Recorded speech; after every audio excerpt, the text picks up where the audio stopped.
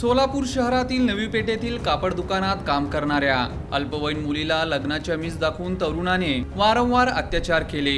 ती गर्भवती असल्याचे समजताच त्याने गोळ्या खायला दिल्या। या प्रकरणी पीडितेच्या फिर्यादीवरून फौजदार चावडी पोलिसांनी संशयित तरुणास अटक केली आहे। सुजल नुले व 21 राहणार सोलापूर असे त्या संशयिताचे नाव आहे।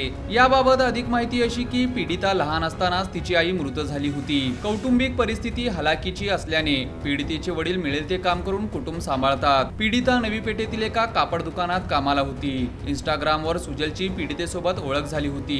त्याने मोबाईल क्रमांक दिला आणि दोघेही फोनवर इंस्टाग्रामवर बोलू लागले। 2-3 महिन्यांपूर्वी सुजलने कापड दुकानाजवळून त्याच्या घरी नेले। घरात कोणीही नव्हते। त्यावेळी तू मला खूप आवडतेस, माझे तुझ्यावर खूप प्रेम आहे, आपण लग्न करू असे म्हणून अत्याचार केला। त्यानंतर त्याने 5-6 वेळा त्याच्यावर अत्याचार केला। 1 महिन्यापूर्वी कामावर असताना अचानक उलटी आली, चक्कर येऊन मळमळत होते। दुकानातील महिला सहकाऱ्यांनी पीडितेला एका खासगी दवाखान्यात नेले। 16 मार्च रोजी दिवस गेल्याचे समजले। पीडितेने त्याबद्दल सुजलला सांगितले।